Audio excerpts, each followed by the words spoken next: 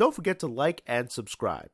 You can also listen to this on Apple Podcasts and Spotify, and we have a PayPal account for any donations that you'd like to give. Your generosity is greatly appreciated.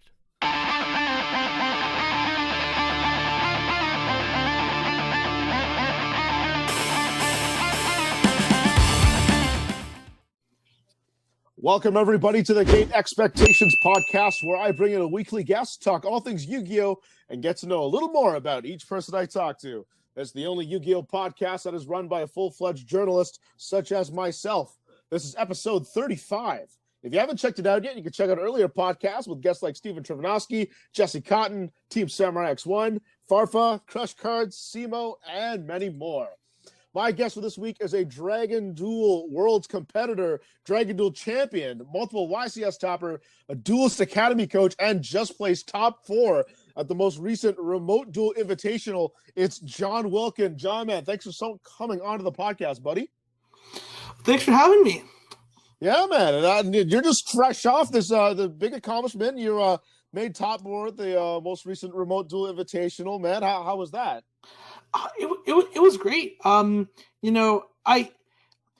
feel like remote duels are something that's been it's been something I've been really enjoying, and to finally just like play on the highest stage of that was absolutely fantastic. It was great from all around. Like Konami did a great job running it. Like there wasn't really any hiccups. There were some times when we had to wait a bit just for all like the setup and stuff, but like but that's just like to be expected. Other than that, like it was just absolutely an amazing experience. Yeah, so how did that all happen for you to be invited to that invitational? Okay, so basically how it works, for those of you who don't know, is that Konami runs these extravaganza events. These are one-day events, similar to like a regionals, where the top 100, I think it is now, it used to be 64, but now top 100 get invites to a Remote Duel Invitational qualifier. And so there's 2 of these extravaganza events, so there's 2 opportunities for you to get top 100 in order to get your invite to the second invitational. And this invitational is, like I said, the Remote Duel Invitational qualifier. In that, you are separated into 2 different brackets based on where you live. I was in the B bracket, but if you live in like the Midwest or further west, you're in the A bracket. And so basically, in that tournament, you have to get top 8 in order to get the invitation, make the invitational. I placed 5th at the Swiss. Made the finals, where unfortunately I lost to Gabe Vargas. Pretty good player, also from Canada. He might have won like Nats or something, I don't know. And so I'm like, all right, screw it. I'll just play my Dragon deck. Changed up a couple cards just based on what I thought people were playing. Turns out I was right. I thought people would stick with the same deck. 15 out of the 16 competitors in the Invitational stuck with the deck that they qualified with. So I made the right decision there. And I was like, all right, I'm comfortable with this deck. I've played it for a long time. And it worked. I got second after Swiss. I went 3-1. I lost the last round because I made a mistake. But it wasn't a mistake. It was more just I let him go. He was playing a going second dinosaur deck, and I let him go first. But he sided in 7 limit and ended on Dolka 7 limit UCT. Mm-hmm. So I couldn't really out that, which is tough. And I was told by Ryan Yu, my friend afterwards, he's a dino expert basically, that this format that's probably not the good play. It used to, because I'm just getting back into the Dragon deck for over the last month or so. Because prior to that, I played it during the September to December format with Union Carrier and Linkross. I played it then, and you always let Dinosaur go first. Well, not always. Most of the time, you let it go first in that format, but you're not supposed to do that now. So that's how I lost last round to Swiss. And then in top 4, I played against a good buddy of mine, my teammate Asala.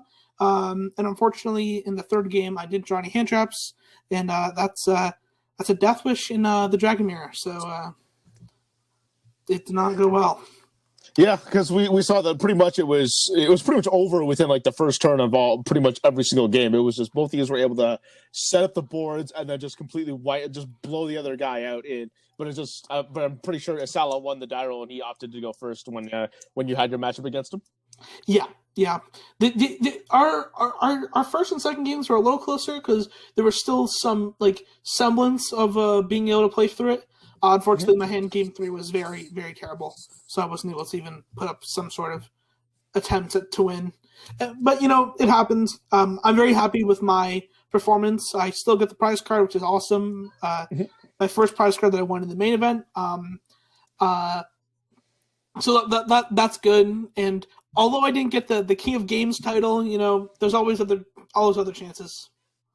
Well, let's walk through your deck though, because you chose to play Dragon Link, which some people thought that the deck was going to get hit hard after the list, but as it turns out, it's actually still quite powerful with a ton of extenders and whatnot. And there's definitely some changes to be made with the list. So I noticed one cool thing that was brought back in was Thanos Dragon, which we always call fake Phantasmi. That took a reappearance in the deck, and you're running 3 of those. Or what was the reason behind that? So this format. So what's really cool is right now there's been a resurgence of link summoning, like weirdly. So Phantasmi hasn't really been good, since it's been a while. I can't remember the last time. I want to say Orcus, maybe. Yeah, that's what I was thinking. Late 2019. Yeah. Late. Yeah, that's the last time that it was like so widely played. Because after that, it was like Spirals, where it was pretty good against Spiral, but like nobody really played it because it didn't really fit in with any deck. And then it was that Adamantipator format, and they didn't really link summon. It wasn't that great.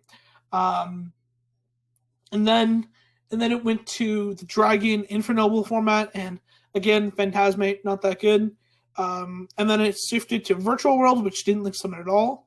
And then after Virtual Worlds got the hit, we have Dragon Link again, and it's pretty good against Dragon Link. And we have the Shadal deck, and the Shadal deck, although it doesn't link summon a lot, it links. Sorry, let me rephrase that. It doesn't link summon a bunch of monsters. It is almost guaranteed to, on a reasonable turn, to link summon into at least one monster, whether it be Verte, Gravity Controller, or Artemis, or possibly, if they're playing the Maximus build, a Secure Gardena. But they're always going to summon that one link monster for you to Phantasme. So the card's pretty good against the deck, especially since you can beat over a Winda, because it has 2400 attack, which is like really nice. And so I was like, all right, I'm just going to play through this. It's also just like really good against Dragon, because you basically, if they have the combo and you have Phantasme, you're going to draw 4 cards on their turn, which is absolutely great, because it means you can draw into other possible hand traps. Yeah, it means that you can literally just create your own hand. You're able to just like carve your own hand, just like I don't want this, I don't want this, I don't want this. So you can put back, if you draw bricks, you can put them back, and you can just keep the good cards, just make your hand really nutty, which is great. And you have a negation for like a possible tidying or another targeting effect using Phantasme. Yeah, it's almost like another Saryuja, almost in a sense, there, because we see those those link 4 rating links that happen a bunch. So being able to correct your hand is huge, because I know that the first turn that you had in game 1, I mean, you summoned out Phantasma, and then you had like Ash Blossom. So you at least tried you had like some kind of semblance to be able to slow him down and not let him have like the full board that he wanted. Yeah, I would have won that game, but his Chaos Ruler effect was really good. He had he got pretty lucky off that. He got an Absolutor, a Chaos Base, and the Noctovision off of one. Yeah, which is because I think he plucked the Noctovision and he dumped the Chaos Base. Yeah, which means he gets a free Tracer and a free draw and a free Nocto, which is an extender and a draw off of the one Chaos Ruler. So he got like 2 draws, a search for Tracer, and a special summon, which is like pretty good. One effect. So yeah, unfortunately, I couldn't really come back from that. So walk me through then your kind of your journey. Sorry, not the journey rather, but walk me through day 1 of your deck, because like again, you start off 3-0, had a great start, and that pretty much solidified your top 4 spot because you were second after Swiss. So let's walk me through everything that happened. Okay, so round 1, I play against Gabe for the rematch. Try to get back, try to reclaim the title that he took from the Invitational qualifier. And I won game 1 after I won the dice roll, because I just comboed. Then game 2, he activates anti-spell, and I chain quick launch, and then I chain twin twisters targeting the other 2 back rows, which was really good because that means I could get rid of his other 2 cards, his other 2 possible interruptions. And I don't have any more spell cards that can really be affected by anti-spell, bar Boot Sector, which I missed. But from there, I was able to. I didn't end on anything great, but I was able to play through it and bait out. He used Trap Trick, and I was able to bait out his. It was a Diomishkus, and he ended his next turn. I was at pretty low life, but because he Dragooned and Dante'd me, but I was able to bait out the Dragoon and then activate Talents, and it was game from there.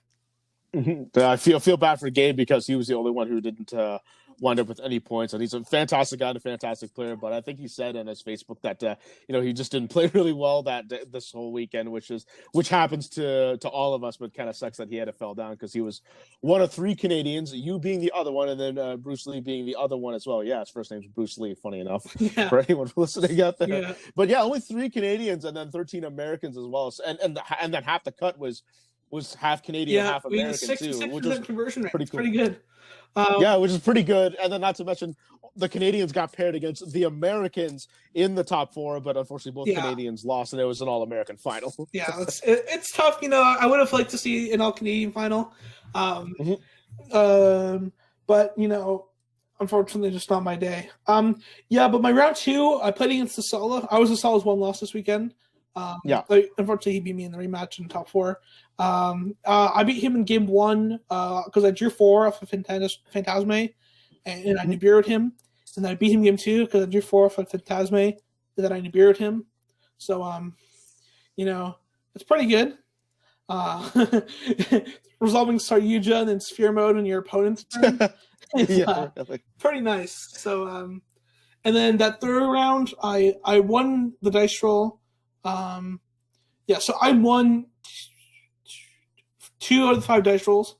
And then so I won the dice roll against the Shaddolls. I win game 1. He does break my board that game, but he didn't really have enough to put out for me to be a little worried. And then game 2, he ends on Mechaba, Schism, Judgment, Punishment, and and my hand is Boot Sector, Double Chaos Space, Pankratops, Quick Launch, Dark Ruler. So I start with a Quick Launch into Tracer. He chains Schism to the Quick Launch. I summon the Tracer, and then I Dark Ruler him to prevent the Winda and the Mechaba. And then I make Striker Dragon, trigger Striker Dragon to add back the Tracer, and then I go Chaos Space, pitching the Tracer to add white. My apologies. Sorry. First, I summoned a Pankratops. Before all this, I summoned a Pankratops, but he Judgmented it. Okay. Yeah. And then from there, I specialed the White Dragon and made Striker into the Striker, and then I specialed the Black Dragon, and then on that summon of that Black Dragon, he Punishmented. So he popped 2. So I'm like, all right, I could go Boot Sector, bring back my Tracer in the graveyard, and I can make a Synchro. I'm like, oh, wait a sec, I have my Chaos Space draw, and I draw into Black Metal. And then that means that was really good because I was able to go Black Metal into the remaining Striker. I put back a Striker, so into another Striker, and then I summon the Red MD that I got off Black Metal, use its effect to bring back the Black Metal, and then I use Red MD and the Tracer to make Halky Fibrax, summon a Rocket Synchron, and then I had full combo because I have 2 dragons plus the Hulk. So I kind of got a little lucky, which is that he didn't send. I think if he banished with Ariel, then he would have won against me that game. But he didn't do that. He probably just thought, oh, there's no way he could play. But I got pretty lucky with my Chaos Space draw and was able to take that win. Oh, nice! One draw makes all the difference. Seriously, we've all had that days before we've been hit by a lucky top deck off the top, where just getting that one card happens. So it's so hard to gauge if that's going to be the winning card or not. Always. Yeah, I'm pretty sure the best example of that was probably either top deck Infernity Archfiend or top deck Engage. Those are the 2 biggest. Oh, let's go. They're just Like, so Yeah, right off the top. Yeah. Maybe we could argue like Twin Twister maybe being like another one, but like maybe to like a lesser extent. But still, we've all had those moments where we've been on the recipient of it, or we've been like on the hurting side of it. I mean, the first regional that I ever won was I ripped a Dimension Fusion off the top, and that was the card that got me the win. So like I've had it before, and then I've had it happen against me too, which have knocked me out of a regional. Which sucked. I had one tournament where I was 7-1 going to the last round. I was playing Sky Striker Orchest, and I completely messed up, and I made a big misplay because I was so far ahead, and then I didn't calculate that if he drew engage, then he wins, and he drew engage, and I'm like, and I lost. But luckily enough, my tiebreakers were really good, so I ended up sneaking in at the top 8 at that regional, which is nice.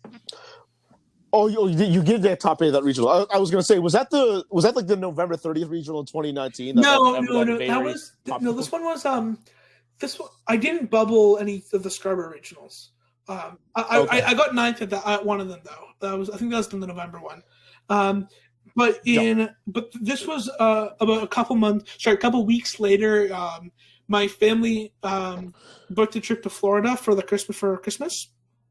And I was lucky enough to actually, there was a regional there during the time, and it was about 2 hours from a cottage that we have down there.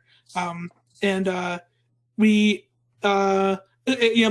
grandparents like got a place down there just to go over to retire and stuff. Like whenever they want to go down, they just go down there and they let us use it. And we went down there for Christmas, and my dad's like, "All right, I'll drive you 2 hours to the regional," and it was great. Yeah, I really liked the Florida regionals. It was great.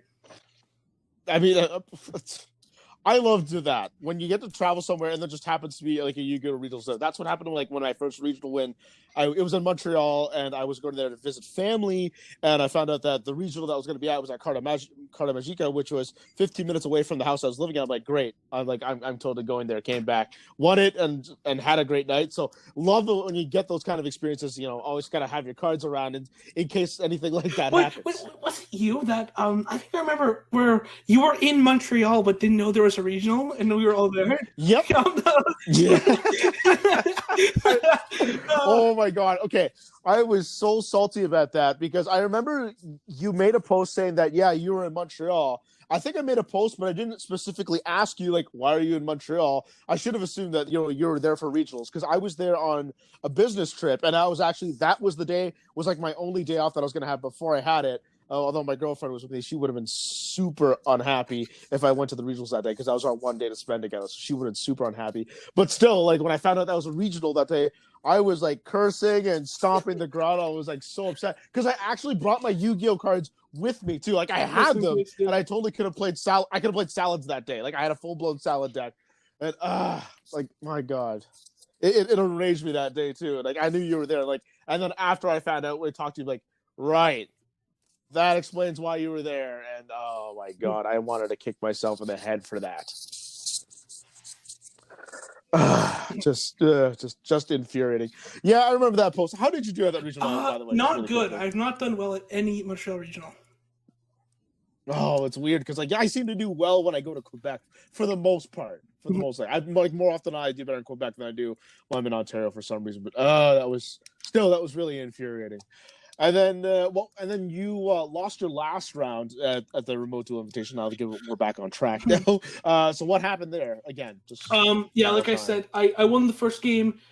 Second game, he lets me go first. And my hand, it was really bad. He lanciers me, and then I have nothing for his plays. And then, like I said, game 3, I made a mistake. I let him go first. He had some limit.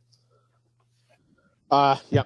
I mean, that's such a weird, kind of telegraph. I don't know if you sat in some limit thinking he was going to go first or second. I don't know. But if that's a pretty big read deciding, trap cards like that, even though you're not going to make the decision to go first or second. So that's a huge read on their part. But, sure.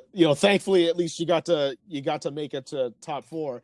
Then what was your reaction when you found out you had to go against Asala again? You know what? I wasn't too upset. Once I got to that point, I'm not really upset that I lost even because in terms of pricing, all you really get is a plaque, like a small plaque, if you make finals or win, and you get like a title of King of Games.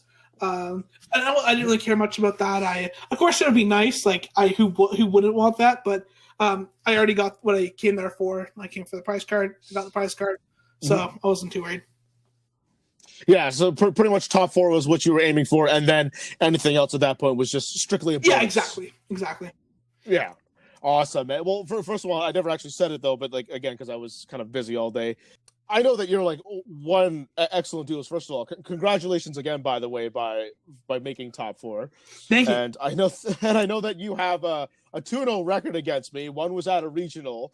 I think you were playing Zephyr Pendulums. I was playing my True Draco Invoked with I was teching Instant Fusion. You were my only loss that day too, by the way. Yeah, I remember that. It was nice to cheer you on. You know, I know. That was fun. you got my breakers up, so I did. I ended up. I didn't. Unfortunately, I lost on the bubble. I think, or the bubble or the second to last round. But I ended up getting. I think I ended up getting 10th place. So you carefully carried my breakers up. Yeah, really. And of course, my one loss is you, and that also carried my breakers as well. It wasn't enough to get me top 4 because I think I needed to get another point or 2 because I was X1 and 1. That's what happened to me, so I didn't make top 4. But I was top 8. But I mean, still, that was the one time we played each other, and then we also played each other at a YCS qualifier at Skyfox Games, where I was limping in with Paleozoic, the Marin says Paleozoics. That was just a joke deck. I'm not saying I was gonna beat you. Was I playing Salamangreat or was I playing Goki for that one? You were undefeated with Salamangreat. So you went undefeated the entire way.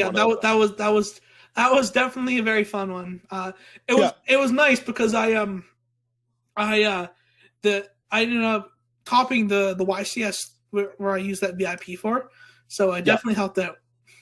Yeah, because I think you topped that one with Gookies, I believe. No, that one was Or was that that was Sky Striker? I thought that one was Sky Striker. Right. Okay, I got it. Yeah, because I remember that event too, and playing you, oh man, I gotta go. It's John already, and I'm limping in with this Paleozoic deck. I wasn't. It was like a tier 2 at best deck. I just wanted to play something different. I didn't want to play salads. Yeah. And I wasn't expecting to win. I just wanted to go have some fun and go play it awesome. I have a very funny story from that event. So in the finals, I'm playing against my friend Nigel. And I draw terrible. I set 3 and set a monster and pass. But he's playing Going Second Sky Strikers, and in the standby phase, I flip an anti-spell. And he can't really do anything. He just Kayate, Shizuku, Kagari's passes.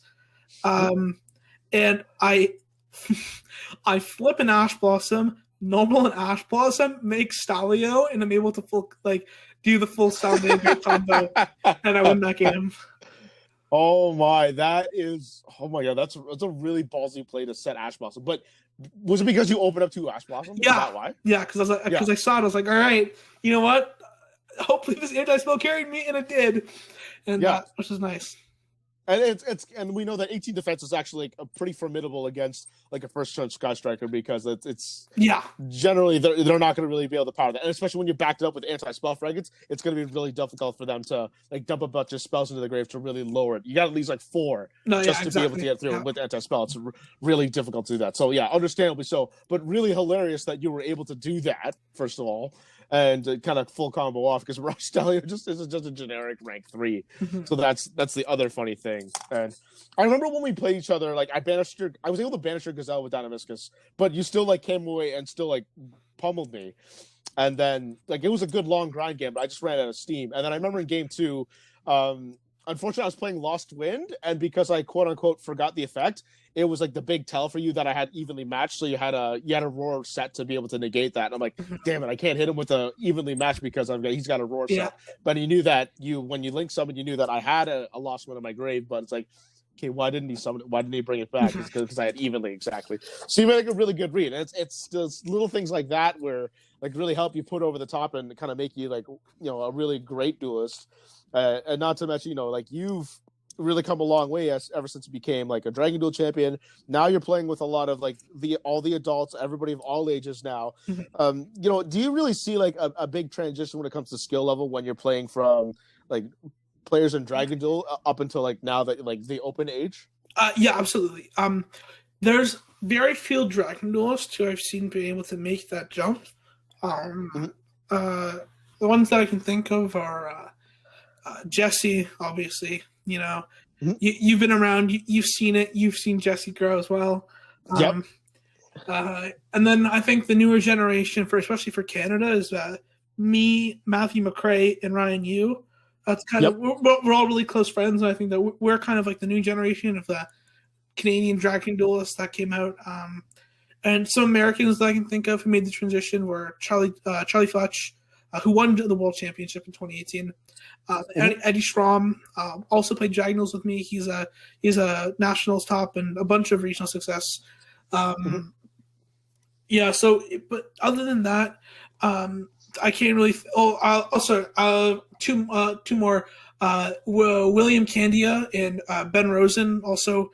They other than that though, so that's like 7 who I can think of who have had main event success.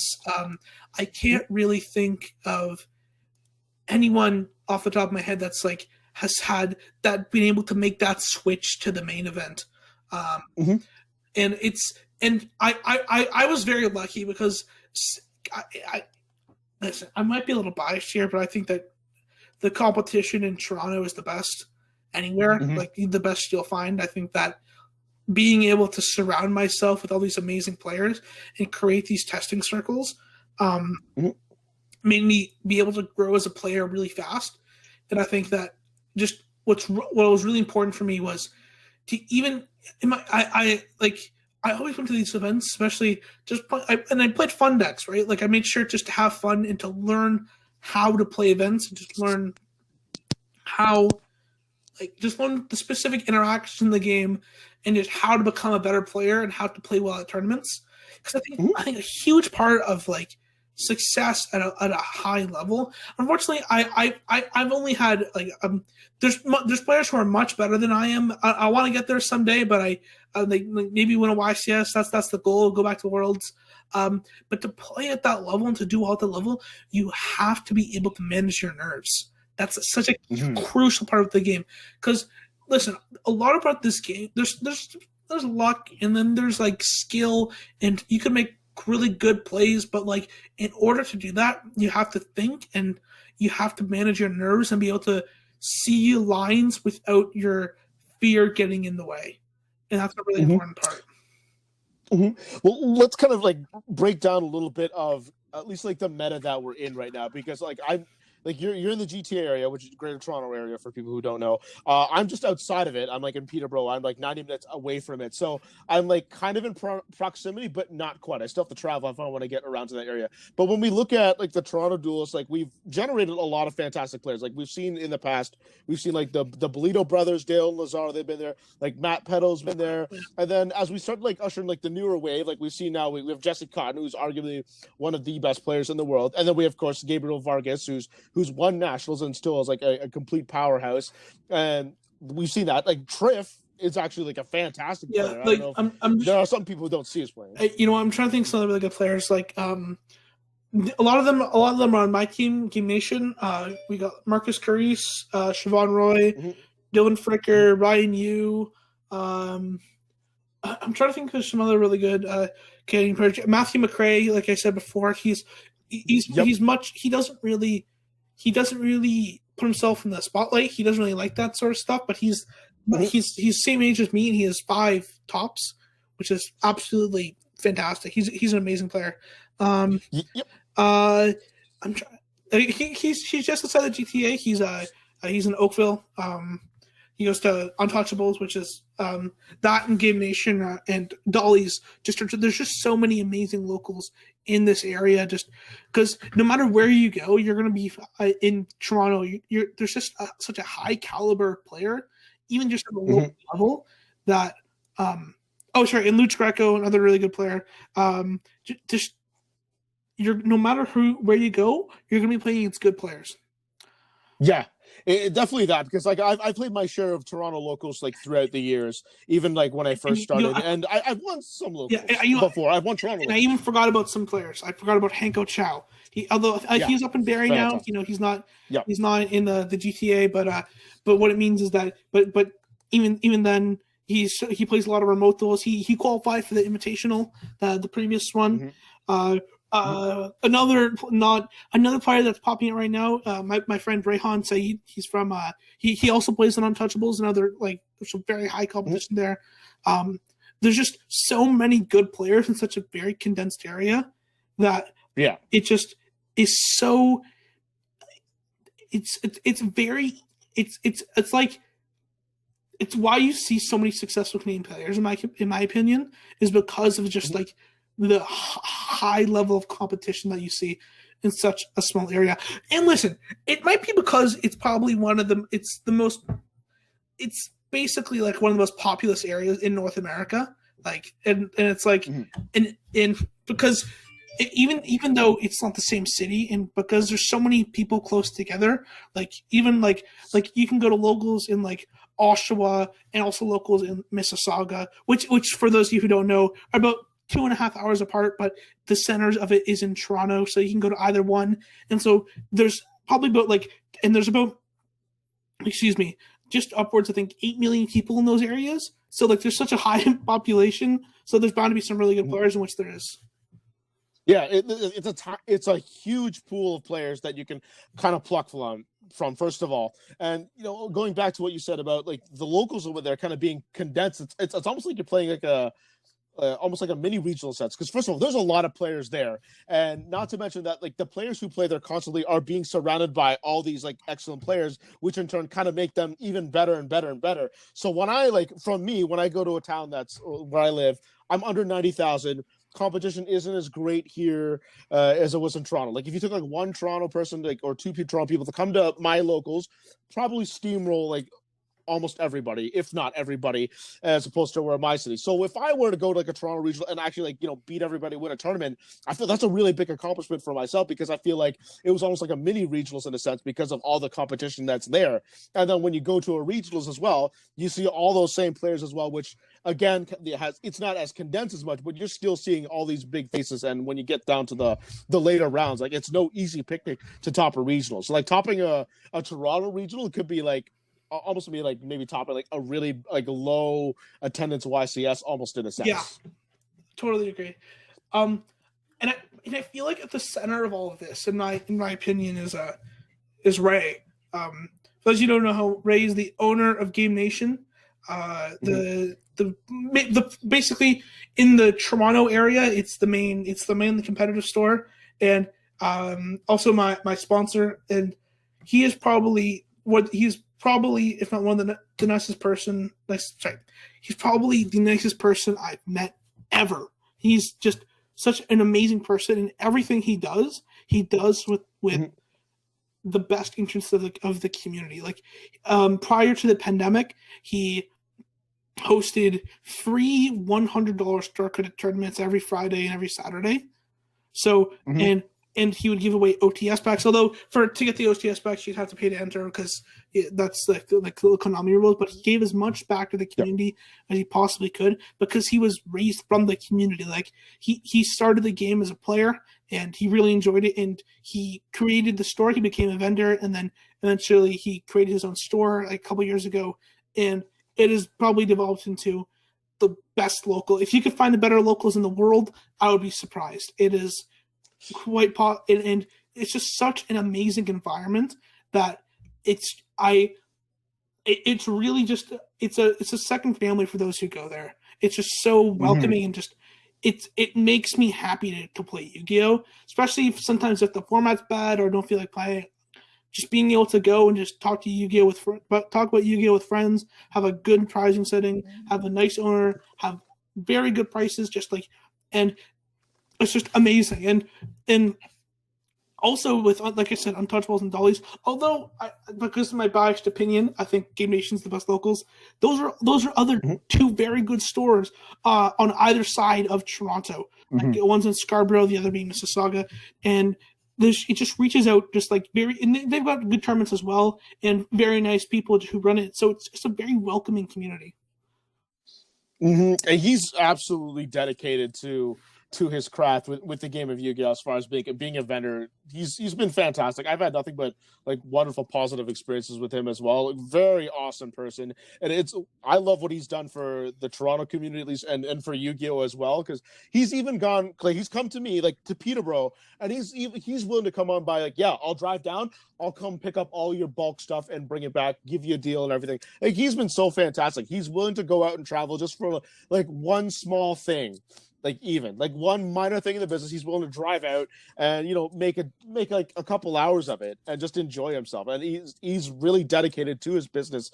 Big shout out to him in Game Nation. And not only that, like he's also like helped like kind of foster the community that you guys have now, because that's where Jesse goes a lot, that's where you go, that's where Ryan you goes a bunch. Like all these like up and coming players and these big names, like we're starting to pump these out now because we've seen a lot of like Canadian players kind of come and go. Like we've seen the Lazaro and Dale, they've kind of settled down a bit. Like they're more into the lives now. I mean, not playing the game as much. And of course that ushers in like the next generation, I think. And Ray has done a fantastic job of doing that. And then I consider you as part of that as well, because I consider you like a very high end player as well. You're not easy to play against, and I've seen you like on the top tables almost all the time for every regionals we go to. So it's great that he gets to bring that environment like to Toronto, and like even like the rest of Canada, whoever wants to ever come see him, because we've had a lot of people from Peterborough that come see him, so we've done that before. And like a lot of people just get better just being in that store. Totally agree, 100% agree. And Yep. and I was if I sorry so first Ray started. I played in Ray's tournaments and like been friends with Ray for about 5 years, I'd say now, and he's definitely been one of the reasons why I've been able to like his tournaments and his help to the community were just one of the reasons why I've been able to grow so much as a player, which is fantastic. Yeah, so that was one thing I wanted to talk to you about too, because I know we touched on it a little bit already, but I want to kind of get more of your actual story, is making that transition from like a Dragon Duelist and then now like getting on the competitive scene, because I think it's like 12 years old. I think is the age, like the highest age you can be before 13. You start becoming. So I think there's a 13. 13, yeah, okay. I think yeah. And so basically. After that level, so me and some of you probably know him. I know David definitely does, but me and Ryan Yu are best friends. I've known Ryan since we were 3 years old. We got into the game together. We went to the same school together for 6 years. 6 years? 1, 2, 8 years. Sorry, 8. Jeez. Yeah, he left in after elementary school to a different middle school. But. No, we still remain best friends, and we got into the game together around that time. But leading up into the NAWCQ 2017, Ryan was considering quitting. He didn't want to play, and I convinced him, since he had his invite, to get back in the game. He really liked the Pendulum deck, so this is when Joker and stuff was unlimited. But Zoo was around, so it wasn't that great. And so basically, I told him, like, this deck's really good. You should play Zodiacs in your deck. Zodiac's really good. And he's like, oh, I just want to play pure Pendulum. But I ended up convincing him to play Zodiacs and ended up winning that tournament. And we made a promise before that. We made a promise to each other before that we would play Burn no matter what. We played Burn. Whoever went to Worlds, we played Burn. And we wanted to play Nurse Burn, but unfortunately, there's some cards that weren't allowed because they banned some life point getting cards at Worlds to prevent any issue of time or prevent any unsavory tactics. So those cards weren't allowed. I think it was called Try and Guess. I think it's the card. That card was banned, and Ryan was like, "All right, let's play Chain Burn." We worked on it a little bit. He did his thing. He crafted the deck to perfection, and he won. And that kind of resurged his interest in the game. I wonder why. So he's got to defend his title. Yeah, and so he ended up playing from there. And what really, he actually after he even won a Worlds, he didn't play that much. He only really played after. I think he really played after, unfortunately, he was close, but he got 9th place with Altergeist at Worlds, which it'd be insane if he topped. Like, he was so close. But I was proud of him. He did a great job, and he's been absolutely insane player ever since. Unfortunately, he has not had that top tier success yet, but I would not be surprised if I think he is possibly one of the best players in the world right now. I think he definitely has a ton of potential in him already. Like, he's already a lot better than a lot of like players that would go to Toronto Regional. First of all, he's actually come first place a couple times already at a couple regionals. I know he's done it with Trickstars. I know he's done it with Salomon Greats. So a couple big decks already. Ones. He won a Philadelphia regional. He went 10-0 with a Striker deck. He won a Chicago regional with the Salomon Great, and he won Trickstars at a Toronto regional. Yeah, so I know he definitely has that. He's definitely already a lot better than like your average player, because like, you know, there's a ton of players out there in Yu-Gi-Oh that can't even top 8 a regional. So like, let alone seeing this Ryan, like this kid like just absolutely dominating the scene. And I know he came second place at a luxury championship series tournament as well with Dinosaurs. So like, he's definitely up there. It's just a matter of just kind of holding that. It's almost like what we kind of saw with maybe Jesse Cotton, maybe to a lesser extent, because like we've seen him when he was younger. We knew that he was always like good. Maybe not to the success that Ryan had when he was like at that age, but then we've seen like Jesse kind of grow into his own, and this could be the very same situation we could see from Ryan Yu as well. Yeah. So Jesse was around. It was around the time. Jesse was around my age, I think, when he really started to break out. Like, I think he was my age when he top 4 to his first YCS top was a top 4. He got a Minerva. Yeah. Actually, how old are you, by the way? First of all, I'm 16 years old. For everyone to know.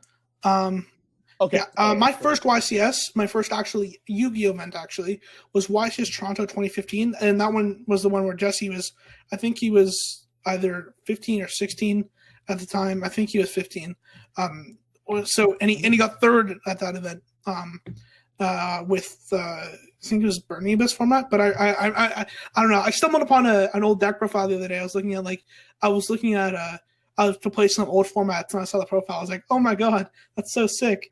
But yeah, and so hopefully I can get up there one day. You know, multiple world championships. I mainly just want to just go back once, try to top. That's the goal. Maybe you can win. You never know. But I really love this game, and I really hope just to make it to that top level.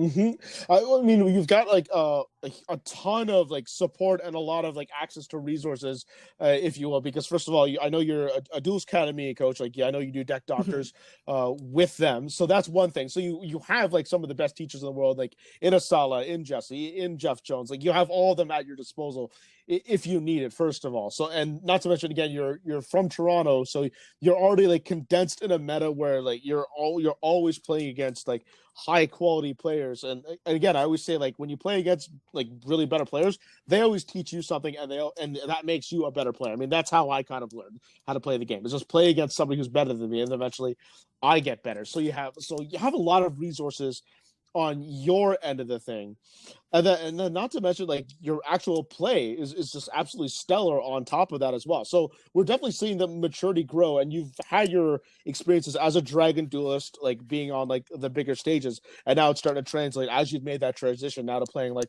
all ages, and like you've been able to hold your own, something that, as you mentioned before, a lot of Dragon Duels can do, is be able to transition into playing with like all the bigger players and of all ages. Yeah, I am able to play on like a top level, but I think that I'm able to, I don't think I'm there yet in terms of like YCS winning level, or because I've made the top 16 twice before, and I think I'm able to do that. I think I've reached that point in skill, and I really hope that once the pandemic's over, that I'm really able to just go to events and get beyond that, like top 4 final, even win. That's the goal. Just be able to win a YCS. Just that, like, I want to be able to show my skill level on on the big stage, because I've been able to do it in like small tournaments like regionals, and been able to do have like a certain level of success that to show that okay, I'm not terrible at this game, but my real goal is to be able to just be like, yeah, I want to be one of the, if not the best. My goal is to be the best, and I'm nowhere near there yet. But Okay. one can try. So with that being said, then where do you think you're lacking right now to be able to, that's preventing you from being on that level? I'm not really sure. You know, that's part of finding out. I think that a lot of duelists have more experience than me, for sure. I think that a lot of people, like a lot of the top duelists, are some like I'm able to see some really cool plays, and I'm able to make plays that will make me win games. But I think that some people are able to see other things and just play on a very almost robotic level of just correctness. And I think that I'm not quite there yet. I think that I have potential, but it's just small things. I think and there's also the deck building aspect of it. I'm a little. Okay, I build decks to the way I like them. I sometimes play ratios and lists that may seem suboptimal because I enjoy kind of it. I for example, at the Invitational, I had one ultimate Nibiru, and I said screw it, and I put it in the main deck. So I ran one Nibiru in the main. So stuff like that. And there was one, I ended up topping this YCS too. It was the Sky Striker I mentioned earlier. But my friends were all making fun of me because I played Silent Universe at regionals.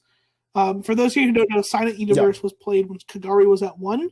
It makes all of your link monsters gain 300 attack, and then once per turn, you can target a monster in the graveyard, so either your opponent's or yours, put it back into the deck. So you can put back Kagari, and I played that card, and out of spite for the people who said it was bad, and it was really good at the event. But you know what? Unfortunately, sometimes that mindset doesn't really work. I feel like I got lucky there I think that I was correct in that situation, and that card was good. Although some people would still beg to differ. I really enjoyed the card. But I think just like making sure that my list is optimal, and making sure that I know the format really well and know all the interactions is going to be crucial if I ever want to win a YCS.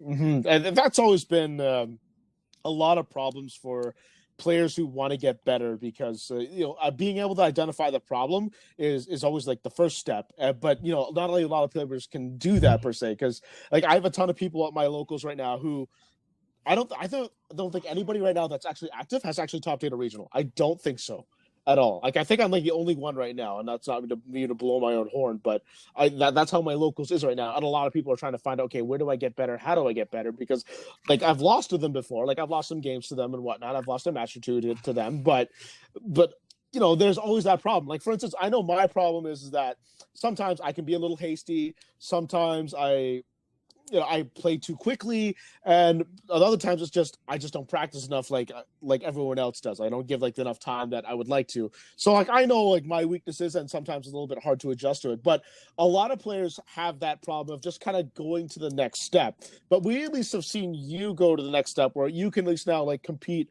on a regional level, and then at least and top some YCSs as well. So is there anything that you could say that to kind of help people maybe try to get at least over the hump and at least be more dominant, at least on a regional level? Subscribe to Duelist Academy Coaching. No, but in all honesty, it's really okay. That is a joke. That's a joke answer, but that style of getting help from better players is 100% without a doubt the best way to succeed. If you want to succeed, cost to success itself. Like being able to, it's how I was able to really grow as a player. It's just talking to people surrounding myself with players who are as good, if not better than me, and just talking to them, playing with them, and testing it out. And and I make sure that my testing circle and my testing circle now, it's very small. It's usually just maybe a couple people, but I think that if you're able to surround yourself with good players, then you'll definitely succeed. And although and for example, like right now, I have a friend, William Candia, who's my main testing partner right now. Unfortunately, he hasn't really had a chance to prove himself. He doesn't have a regional top yet, but I definitely think that and he was also a Dragon Duelist that I mentioned earlier, and I think he definitely has potential, and I spent a lot of time testing with him. He's one of my main testing partners. And then a couple other people who do have Y6 success, like I play a bit with a good buddy of mine, Tommy Williams. He has, I think, 5 YCS tops. He's a really good player. And just surrounding yourself with people who are, like I said, good players. That's really important. And and that's why I think that, and if you don't have those players locally, that's why I think Duelist Academy's there. And as much, I know it's a self plug, but like stuff like that, just be like, if you don't have these players locally, I know that Duelist Academy. What I really like about it is I actually originally I joined as a patron. I was someone who subscribed to Duelist Academy because I mainly just wanted to be in a community where everybody had that competitive mindset. And I think the lowest subscription is like $5 a month for access to the Discord, which is like great. The Discord's awesome because there's different channels with different discussions about decks, and just being able to talk to people who know about the decks and being able to talk to these really good players that are better, like much better than I am, about certain things just can really help. Because even though I got offered the position as a deck doctor, and I took it because I really think that I love being able to help people with this game because I really enjoy it. I think that part's really fun. But I joined because just community is the most. Community is just the most important thing to get better. And if you're able to find a good community, then you'll do well for sure. I can absolutely testify to what you just said because I played this game since roughly 2003, 2004. It took me, I think it took me 9 years, 11 years, something like that. I think it was 2015, yeah, so 11 years to actually become to actually top my first YCS. Sorry, it's 9 years because I played 2 years casually, then competitively afterwards. So 9 years, and I finally got my first YCS. And the reason why I got that YCS because I had one guy from my locals who wanted to be as good as me. He was probably like a younger me, but probably with better potential. And I trained him up. And then he started to become really well. His name was Andrew Pham. He went to Toronto for a bit and started training and playing with those players. And then he got really good. He became like a top player. And then he came back and taught me again, like how to play the game more to the next level. And then because we were great test play partners, I was able to top a YCS because of his training, the stuff that he taught me after I trained him for like half a year or something like that. And it really was like sticking around, better play, sticking around with a player better than you. That's what it was. And I've had some people that have stuck around me and I've seen them get better, maybe not to regional level better, but at least better overall play. So I think that just Duelist Academy, or I know Cody Angeloff has his own thing too, where he teaches people, but resources like that, I think in my mind, definitely do help players get better. It's just Duelist Academy is just a way to help make it more accessible and just accelerate it a little bit more rather than just doing it the old fashioned way, like I did before, because I had to travel to Toronto and learn stuff from Dale Bolito and Lazaro Bolito, because they would teach me some stuff here and there. But I didn't have constant access to talk to them all the time. This was a time where before texting even happened, just to give you some perspective. So, and now it's a lot easier to do it nowadays. So it's it's a much easier now, I think, in my mind, for players who want to get better much quicker now that we have all these resources, especially now that we have something like Duelist Academy to do this kind of thing. Absolutely. Yeah. No, you hit it right. You hit the nail on the coffin. Absolutely. Yeah, and just the problem that I have right now, because aside from all my time being up, it's when you're at the top of the totem pole at a small local, and then you want to get better, but it's kind of hard to do that around players that aren't as good as you. Like, I'm not saying I can't learn stuff out of it, but to get yourself to the next level, like I got to go somewhere else. So if I want to get myself to the next level, I'm probably gonna have to go to Duelist Academy myself once the pandemic opens, like freeze everything up again, and then we can like finally have like in real life events again. But the way things are looking with I was told the statistic by a friend earlier today that 50% of Americans have their first shot of the vaccine, which is fantastic. Because what that means is that with the, although I'm pretty sure there's still like a low chance of you getting it, it means that the numbers are going to go down, which means that there's the likelihood of an event happening sometime in the near future is pretty likely, because it's actually pretty crazy. The pandemic started. I was halfway through my sophomore year of high school. And it's going to be over when I graduate. It took a bit of my high school, which sucks. I was doing the World's Points grind. I went to a bunch of different events. It was great. Actually, that experience was traveling across America to go to all these different regionals was probably one of the best experiences that I'll have. Just I met so many new people, made so many new friends, and it was such a fantastic experience that I would love to do it again someday, hopefully. But yeah, I just want to play a real YCS, like an in-person YCS before I graduate. That's the dream. And to think that like around that age too, like Jesse Cotton like started to travel around a lot with his father. And that's like one reason why he got so much better, because he started to like diversify himself and who he played about, and got to travel to all these events at such a young age. Because his father was like incredibly supportive. He's like practically a patron saint when it comes to the game because of like how much he supported his son, for one thing. And you're kind of getting a share in that experience as well, because you're able to go out before the pandemic anyway. You got to travel around a little bit and got to compete at some like bigger events and whatnot. Yeah. And now let's hope that when the pandemic opens up, we can kind of do that very same thing. My dad was the exact same. He fully supports my Yu-Gi-Oh! Endeavors, and it's honestly being able to have such a supportive family through this has just also been just actually probably the most important thing for my success. Just having my parents have, although if I, for example, before a YCS, I really needed engages. This is when they're like $100 each, and my mom was like, "All right, I'll lend you the money for it." Yeah. Like you don't have to worry. Just I'll lend you the money. Just do chores and work it off over the summer. Actually, sure, this was nationals. And she was like, "All right, I'll pay you in advance. Just work it off over the summer and pay me back."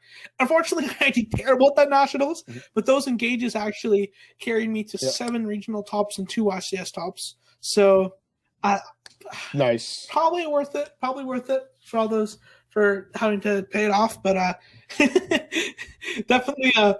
definitely something that I've really appreciated about my family. It's just they've always been there for me throughout my Yu-Gi-Oh! Even today with my match being streamed, they all sat in the basement and cheered me on. It was fantastic. Awesome. I kind of wish I got that. My parents weren't supportive of my Yu-Gi-Oh! Habit at all, because they thought it took away from my schooling a bunch. So, which was kind of funny, like because it was actually the inverse. It was because they wouldn't let me play Yu-Gi-Oh! As much. I would always try to sneak away and play as much because they wouldn't give me the time to play it. So I would neglect everything just to play. Wouldn't let me go if I wasn't. I'm very. I like my fun. Sometimes I get a little carried away, and I'm a bit of a procrastinator. Maybe do some things the night before, kind of thing. Maybe not. Maybe stay up until 6 a.m. working on a science lab that's due the next day. Maybe even potentially, hypothetically, last week this exact same thing happened with a math project, and maybe hypothetically I might have forgotten about an essay that was due like a week ago that I had to do. That kind of thing, where I like, that type of thing happens. But I other than that, I really just consider myself somebody who really cares about school. Like I want to succeed. Like, and if I took a break for about 3 months just to focus on myself, and like December of 2020, I took a big break from a lot of things. Like I stopped talking to like certain friend groups and that, because it was tough. I was really sick for a little bit there. I had a really bad ear infection that didn't go over well. Then right after I got better, my grandfather passed away, and that was tough. That was not a good month for me. So I really just spent that time to, like, over the few months after that, just to think, just focus on school and just focus on myself for a bit. And then Actually, funny story. I hadn't played Yu-Gi-Oh for 3 months at that point. I played like late December, but other than that, I didn't play anything. I think I played maybe one event, but I hadn't played Yu-Gi-Oh for a bit. This was last weekend of February. This is the second extravaganza in the series. Actually, this is really funny. This is like a chain of events. This is like so crazy. Like I should not have been able to. I probably wouldn't have been able to make this invitational unless very specific things lined up. I hadn't played Yu-Gi-Oh, and this was my last chance to earn my invite. But it was a giant card, and I get a text from my friend Tommy, who I talked about earlier, Tommy Williams. He's like, "Yo, are you playing the giant card today?" I'm like, I didn't even know there was one. I signed up with 3 minutes left, and I win the giant card after not playing for 3 months. I'm like, and I barely even changed my deck. I'm like, what the heck? I didn't expect it. I probably got a bit lucky with my matchups. You know, I knew my deck really well, which is why like I had been playing Eldritch for like, oh my god, like 1, 2, 3, 8 months, 9 months at that point, probably more. Like so I knew the deck inside out. So it wasn't the deck I was worried about not knowing. It was mainly just like not really. It was mainly just like not knowing the format that I was kind of worried about. But you know, it actually worked out, and then I'm like, all right, I'll play to get my invite the next day, and I went 6-2, and I got my invite. So my last chance to get my invite. And then with that, I just kind of was going to play the same deck going into the invitational qualifier. But then the balance came out and my deck got a lot worse. And then I was going to play, and then I'm like, all right, screw it. And I was going to play this really bad. So 2 days before the event, I had this really bad invoked Dogmatica deck, but without any Shadow cards except for 1 Schism. And that deck was not very good. It was very bad, and I would have not done well. So I'm glad I was told. I'm glad I was told to play Shadow cards, because I tried Shadow cards and I didn't like it. And so I'm like, all right, let's do this. I bought day before. I messaged Jesse because I get a lot of my cards from Jesse, and he's a great vendor. I'm like, Jesse, do you have Dragon Maid Tiding? He's like, yeah. All right, I'll get 3 of them. So I got my dad to drive me up to Jesse's house. I pick him up. And I tell Ryan, I'm like, yo, bro, I think I want to play Dragons. He's like, yo, I got Chambers if you need them. So I drive back down to Ryan's house, get the Chambers. One of them is Starlight, actually. It's been really fun to play with that. And you know, actually, none of this would have happened without Ryan, which is why I'm like really appreciative that he was able to lend me it, because none of this would have happened. None of this would have happened if it wasn't for Ryan and Tommy. Like, so all this had to line up. So which is why I'm like, I thank Ryan like probably like 17 million times now. I think at this point he probably just wants me to shut up. So after that, I'm like, all right, I'm missing 1 card. Drive down to Game Nation. I'm like, yo, Ray, I need this. She's like, yeah, I got you, bro. So I picked up that card. And then I'm like, oh, sick, I have a Dragon deck. And that was the Friday, and then the tournament was on Saturday. So I just submit the deck list. I'm like, all right, we'll see how this goes. I win round 1. Round 2, I lose to another player from the Invitational. And round 3, I completely misplay, and I get a draw. And round 4, I completely misplay. It was probably the worst game I've ever played in my entire life. Like, and I'm not even exaggerating. It was awful. And I ended up barely winning. Like, it should have drawn, but my opponent was like really nice and didn't let it go to a draw. He like allowed me to play like really fast without like doing like any thinking or anything, like, because he didn't have any interactions. He was really nice about that, which is fantastic because it means that I won that game, and then I ended up kind of getting a little lucky in the next round, and then I won in the Dragon League mirror match in the last round, and I snuck into top 8. Well, not snuck in, I was 5th, but I got into top 8, and I was so surprised that I made it. I did not expect to do well in the tournament, and I ended up just winning top 8 and somehow winning top 4. Fortunately, I lost the finals, but I kind of stumbled my way to that point because it was my first tournament with Dragon League. My first match with Dragon League was actually that invitational qualifier, was the first round of that event. So that was really funny. But being able to just kind of just pick it up, use the knowledge that I had from playing it back in October, just to kind of get out there. It was fantastic. Yeah, I got pretty lucky there, and so a bit of luck, bit of knowledge from before was kind of how I got to that point. But yeah, it was kind of a weird series of events. But I'm glad it happened, because it means that I'm really now, with all this like luck and success that I've had over the last little while, it's really just gotten my interest back into the game. Yeah, now it's again, it's culminated up to what it's been like a pretty cool experience for you so far, because not a lot of people have been able to go to Worlds like you did, even though it was Dragon Duel, but still, I mean, being able to go there as just in an experience in itself was pretty awesome. And then now, like, you're starting to, like, you know, play with the big boys, win these regionals, top the YCSs, and now, like, you're kind of got known and got invited to the Remote Duel Invitational and came top 4s as well. So you're definitely, like, climbing up the ladder. I mean, it's a slow, steady process, but it's definitely coming up there now. And again, I played you firsthand, and you kind of, I think you 2-0'd me both times, I believe. I don't think I got a single game on you, but hell, did I have fun playing you anyway. And it's just kind of nice to see that, like, the maturation and the process of you kind of, like, as you get older and older, you got to get better and better as well. And that's just like, and I've seen a lot of players do that. I've seen them, like, kind of come and go and whatnot, but I've seen these players, like, do really well. And I think that you're kind of on that track of, like, getting up there and, like, being elite. Like you and, like, Ryan, you are definitely two big players that I can see that are going to get up. So it's really awesome to see, like, the development that you are going through right now. And, like, and I hope that you can eventually help, like, be a part of, like, an elite group of, like, of Canadian players that can really take Yu-Gi-Oh, like, far and put them on the map. So again, going back to you know, the most recent event, which is, of course, like, not a lot of people get their invite to go to, what made you decide to play Dragon Link? Well,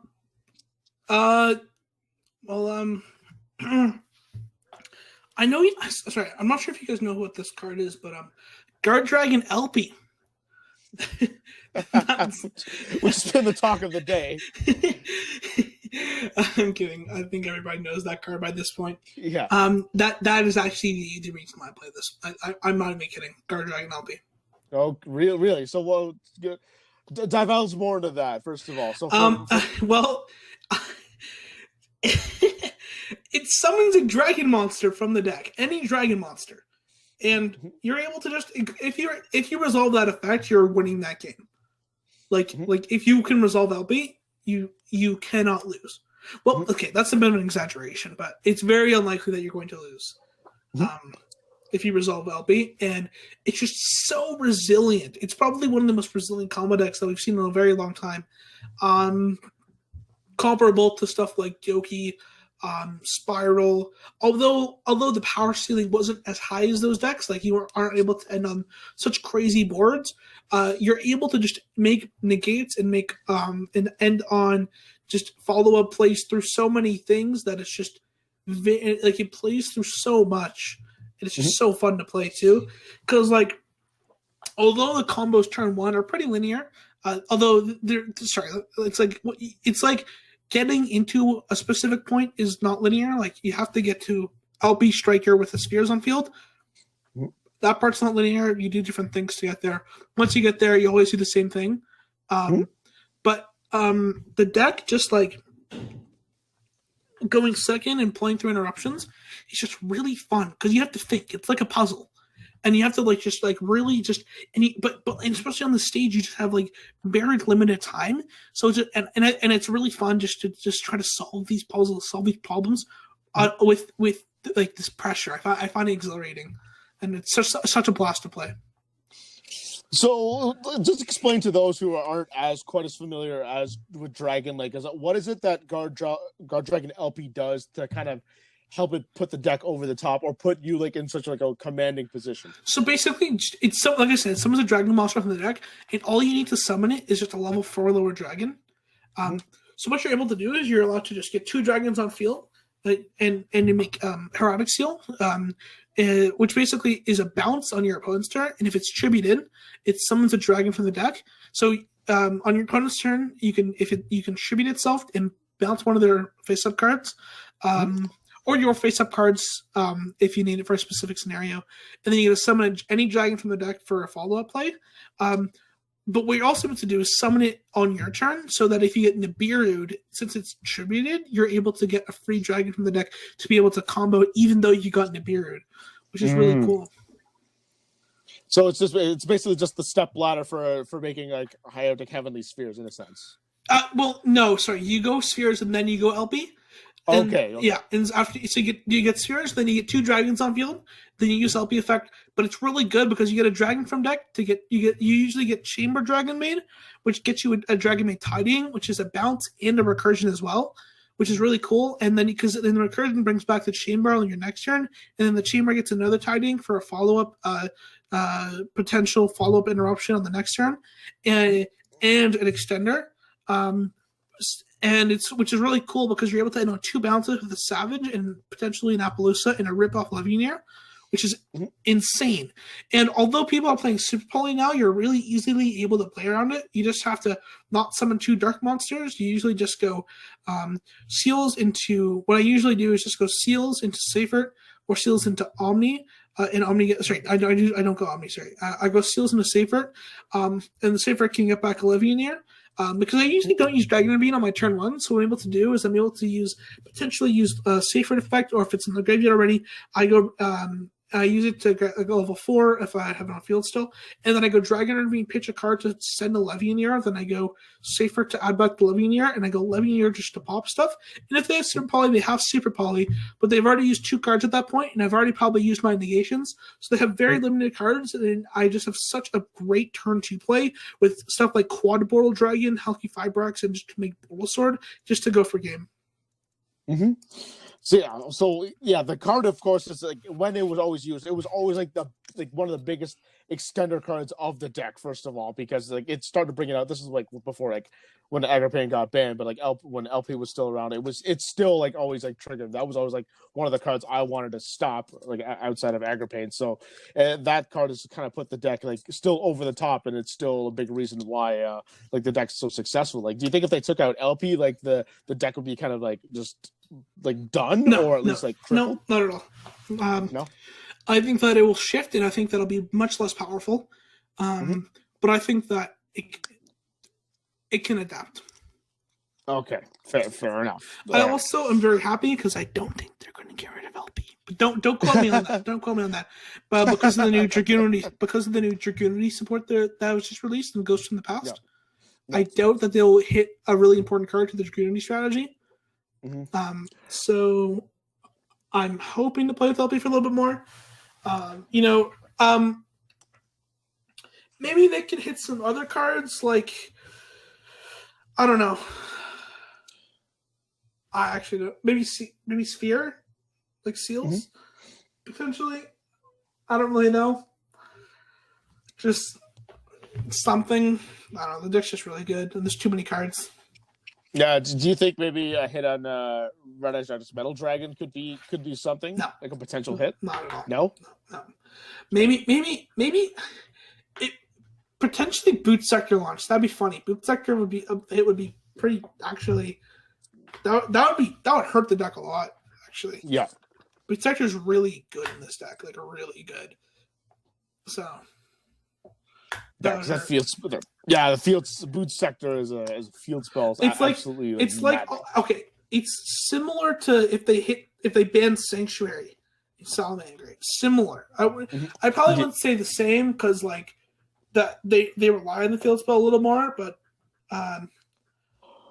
Boot Sector is definitely really good. Like and pretty necessary for the deck. But you think you could definitely like win games without the sector launch, or do you think you really need that sector launch to win games? You can definitely win without the sector launch for sure, but it's that would be a potential hit that I could see. I could see happening. Maybe a hit on maybe a limit of Tracer. I could potentially see happening. They could ban LP. I don't know, but I don't think they would for a while. They could. Potentially hit Romulus. No. They're just made new Dragoonity cards. They would not do that. Maybe World Legacy Guard Dragon, maybe. Mhm. Potentially Starlight Seifert. Or White and Black Dragon. White and Black Dragon is like a key of the deck. So if you get rid of one, potentially, so that you can't search the other and you can't get the 2 extenders off the Chaos base, then that might be really good. Yeah, because that's such an easy extender, first of all. And now we're starting to see like Chaos Base kind of become like a really critical part of the deck. You think maybe Chaos Base might be something that gets like tacked down to 1? I doubt it. Maybe potentially, actually, but I don't really see that happening. I don't think that. If it is, I don't think it'll be that great of a hit. Yeah, because I feel like when that card gets played, like it pretty much kind of blows. It blows whatever deck it's supposed to support wide. Oh yeah, totally agree. Yeah. And I always like smile every time I'm able to draw a Chaos Base, because I think I tinkered with like Chaos Thunder Dragon just for fun, like during the pandemic. Like I didn't mean it to be competitive or anything, but I just played it for fun or whatnot. And like anytime I just resolve Chaos Base, I'm like, man, like this game is. Yeah. I'm able to build a board with it. Chaos Base plus Dragon Roar is pretty good. Yeah, just a little bit, and we all know that you were the unfortunate recipient of that with against Asala in your top 4 matchup. Yeah. Did you test with Asala at all or anything like that before? I didn't. He isn't really in my testing circle. We definitely are friends, and we definitely are like we're part of the Duelist Academy together. He's a coach though. He's more he runs a lot of the stuff. He's probably one of the figureheads behind it. Him, Jesse, and Ryan Levine, and Bowden. They're the ones who really run it. And Max Reynolds. Sorry. They're the ones who really do most of the stuff. I'm just I'm lucky enough that they saw something in me enough to give me a position as a deck doctor, which I've really enjoyed so far, like I said earlier. And it's been a fantastic experience. I really think that Duelist Academy is probably one of the greatest. If you're a part of Duelist Academy, then you listen to the advice of people who are in it and just listen to people and talk to people, then you're pretty much set up for success.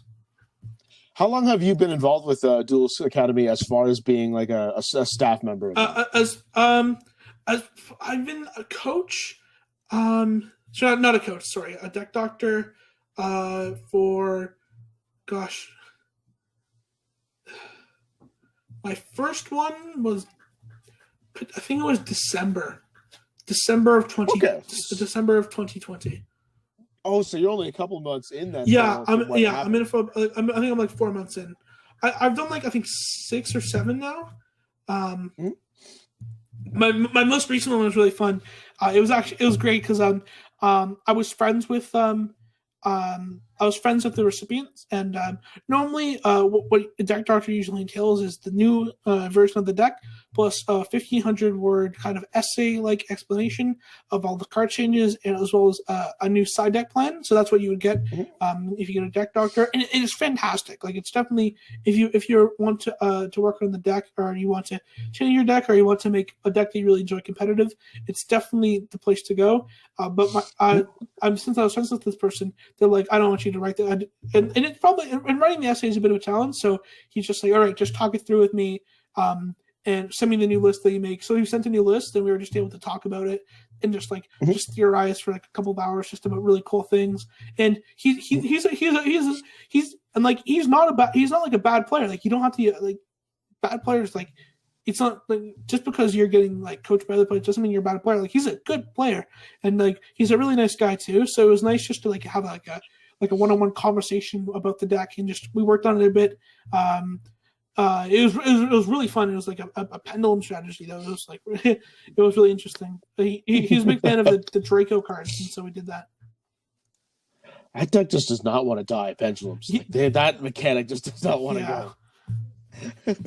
So how's your experience been since you've been on both sides of the spectrum? You've been a Patreon member of it, and then you've also been like a deck doctor. So you've been on both sides. How's that experience been for you?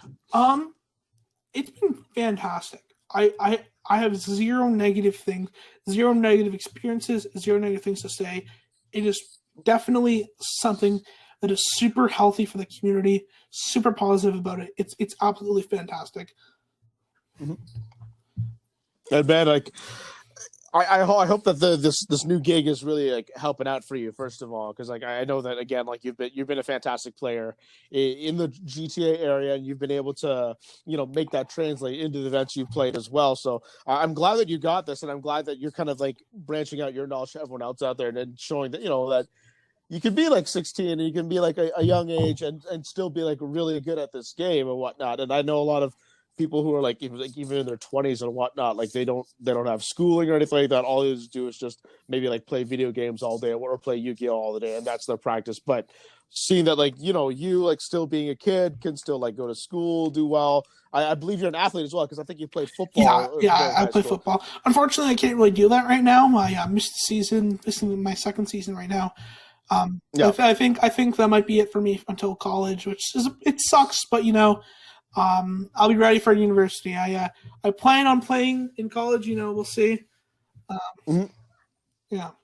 That means don't come to Peterborough, because we don't have a team. Don't come to Peterborough. Yeah. I'll give you that. No, I plan on going for those Canadians listening. I plan on going to possibly Western, Waterloo, Queens, Dalhousie, or there's one more. Potentially, I was thinking about U of T maybe.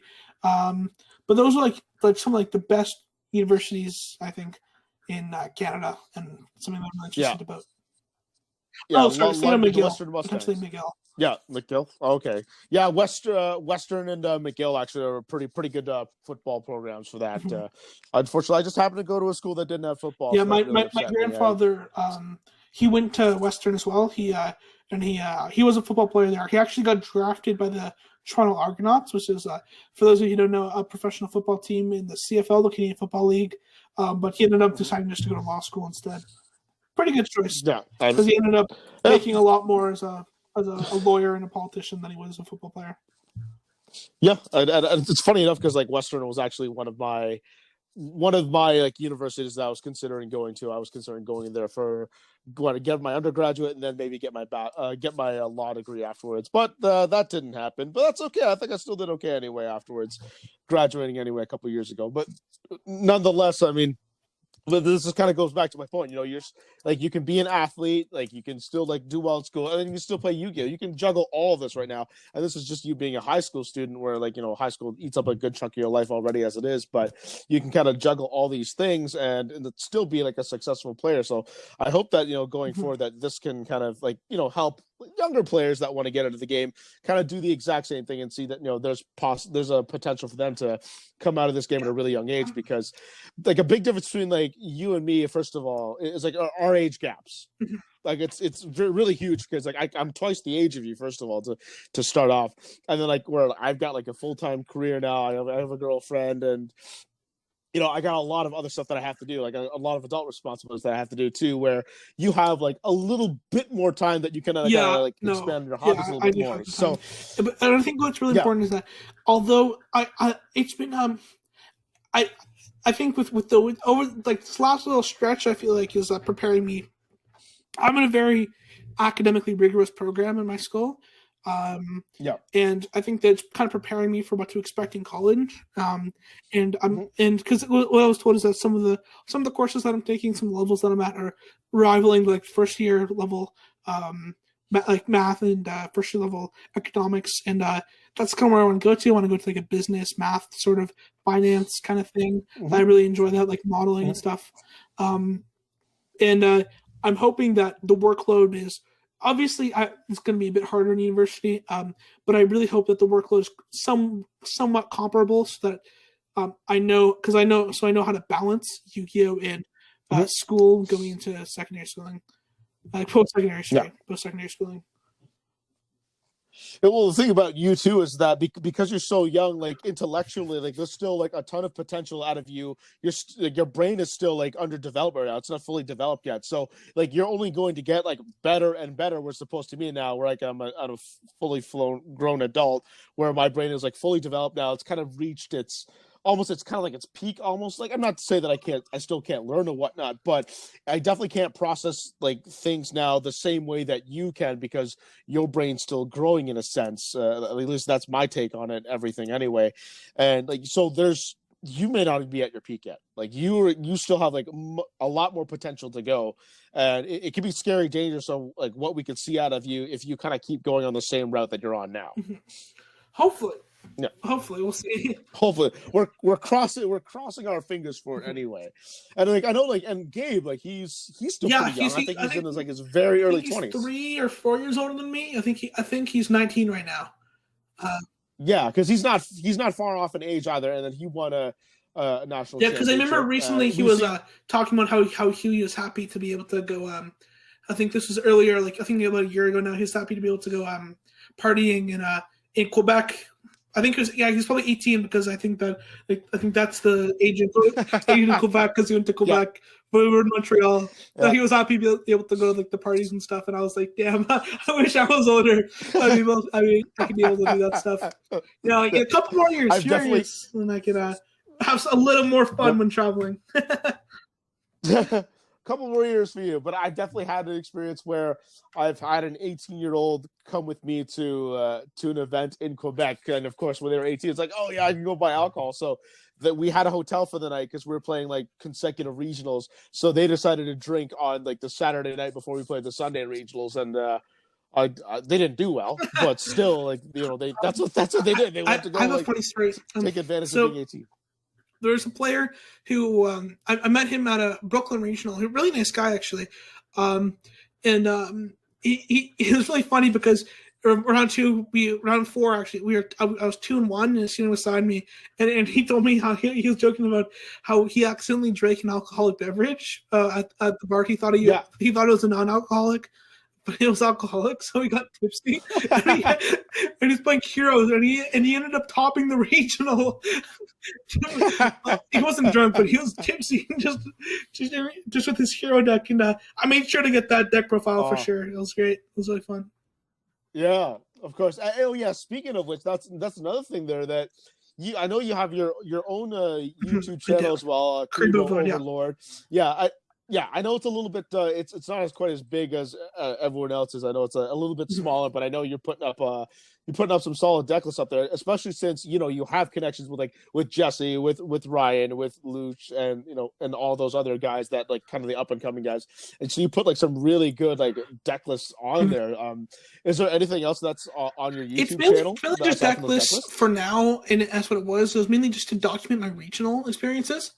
I mainly just wanted to get viewership up so that I could. I started posting a lot more with my regional grind because I was going for world points. And once events start coming up again, I definitely plan on pursuing that a lot more. I have been I don't want people to unsubscribe, so I've been keeping my content up like a little bit, just like enough to keep people happy, enough to keep deck profiles up. Because my main thing is I don't really have the quality. I'm not really a tech guy, but I do have the connections. I am there real time, and I'm usually the first person to get out the deck. I'm the first person. I post it right as soon as I can.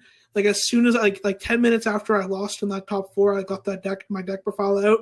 So like I got I'm there real time to make sure that people know about the decks as soon as it happens. Yeah, and I saw that video earlier, so I know that you try to keep up, and I'm trying to keep on top of your videos here and there because that's also like one of my other things that I need to work on is just my deck building skills as well. Like that's something that I would need help with if I were to try to put myself on the next level. So it's nice to see that at least examples of what you can put out there, and I know that's what you do on your channel. I just didn't know if you were planning to maybe expand on your YouTube channel a bit more, or if you're just kind of using it for your own personal self. Yeah, we'll see. I'm undecided right now. Maybe if I learn technology more, then I'll be able to do more stuff. But for the time being, it's just deck profiles. And I was kind of that way too. Yep, that's fair. I was kind of that way too. I had hesitation doing this podcast because I didn't know like the software of what to do because I had like school software, but obviously I don't have access to that same software, so I had to do a little bit of research before I got on. But that's the kind of stuff that comes with time. I don't think everybody was like awesome with it when they first started. I think Sam with Team Samurai X was kind of the same way. I think like he had I don't know if like his skills like just developed over time when he started doing his YouTube channels, or if he has somebody else that does it. I don't know. I definitely enjoyed the Sans podcast on here. I mainly listened to, I've listened to definitely the Canadian ones. I've really enjoyed. I listened to my teammates as well. I listened to Dominic Couch's one. That was a good one on here. But like I really like just like the in depth, like just you're able to get like the first hand view of what it's like to actually to not only play at this level of competition, but like the experiences that like the thought process that goes into a Yu-Gi-Oh player. So I like.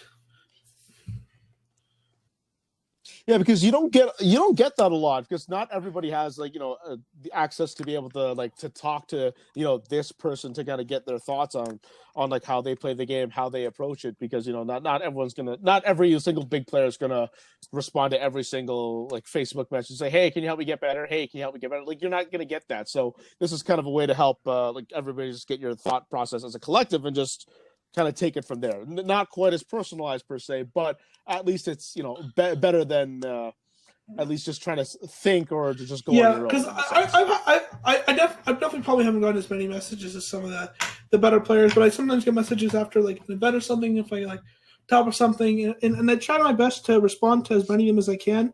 But like sometimes like some of them like I'm busy, I can't respond to, but like I